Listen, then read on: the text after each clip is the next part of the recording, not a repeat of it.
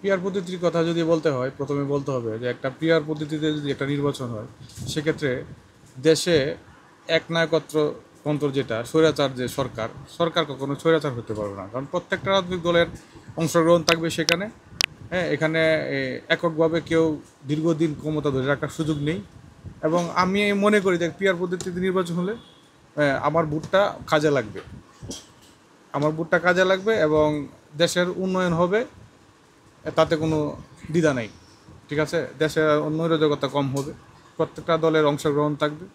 আমার মনে হয় পিয়ার পদ্ধতি বাংলাদেশের জন্য পারফেক্ট বর্তমান সময়ের জন্য। না, পরিবারতন্ত্র থাকার সুযোগ নেই। গত 54 বছরে আমরা ইতিহাসে আমরা যা দেখছি, পরিবারতন্ত্র রাজনীতি বাংলাদেশে চালু হয়েছে, এবং এর কারণে এর কুফলটা কিন্তু আমরা সাধারণ পাবলিক গ্রহণ করছি। মনে করেন যে আমি আমি আমি নেতা, আমার ছেলে অযোগ্য থাকলেও সে পরিবারতন্ত্রের যে একটা নীতি, ওই নীতিতে সেও নেতা, যার দরুন এই দক্ষতার ভিত্তিতে রাষ্ট্র পরিচালনা হচ্ছে না। ইনসাফ ভিত্তিক রাষ্ট্র পরিচালনা করতে হলে পরিবারতন্ত্র ছেড়ে দিতে হবে। এটা থাকার কোনো অপশন নাই। এটা থাকলে দেশে নৈরাজ্যতা হবে, দেশে অনিয়ম, অশৃঙ্খল, বিশৃঙ্খলা হবে, এবং তেলবাজি হবে, যেটা আপনি এর আগেও দেখে আসছেন, যে তেলবাজির কারণে এদেশের এই অবস্থা। যারা তেলবাজির কারণে যারা যারা নেতৃস্থানীয় ছিল, তাদের আঙ্গুল ফুলে গলা গাছ। এটা একমাত্র কারণে পরিবারতন্ত্র। কারণ বাংলাদেশে যে এই প্রধান দুইটা রাজনৈতিক দল, লাস্ট যেটা স্বৈরাচার রাজনৈতিক দল আওয়ামী লীগ এবং বিএনপি, তারা এই যে পরিবারতন্ত্র চালু করেছে, এর জন্য দেশের উন্নয়ন খুব একটা হয়নি, তাদের উন্নয়ন হয়েছে।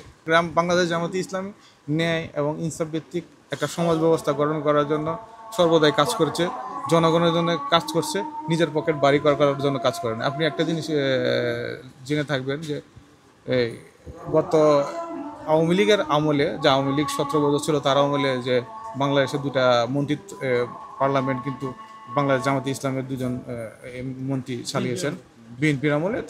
তাদের কিন্তু কোনো দুর্নীতি অভিযোগ হয়নি, একটি কানা পয়সাও দুর্নীতির অভিযোগ হয়নি। আমি জানি যে যদি বাংলাদেশ জামাতে ইসলাম ক্ষমতায় যায়, তাহলে বাংলাদেশের প্রত্যেকটা মানুষ তার নিজস্ব অবস্থান থেকে তার যোগ্যতা অনুযায়ী চাকরি পাবে, তার যোগ্যতা অনুযায়ী সে চলাচল করতে পারবে।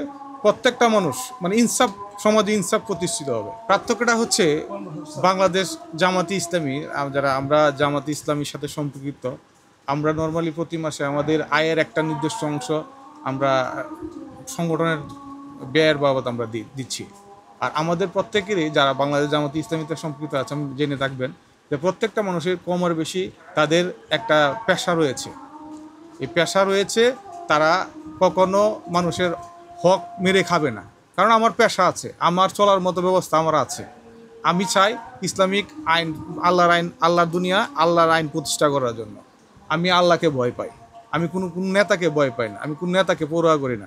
আমার নেতা যদি আজকে দেখি যে সে অনিয়ম করে, অশৃঙ্খল কিছু করে, বা দেশের উন্নয়নমূলক কাজে বাধা সৃষ্টি হয়, আমার নেতাকে আজকে আমি বাদ দিয়ে দিব, তাকে আমি তেল দিব না।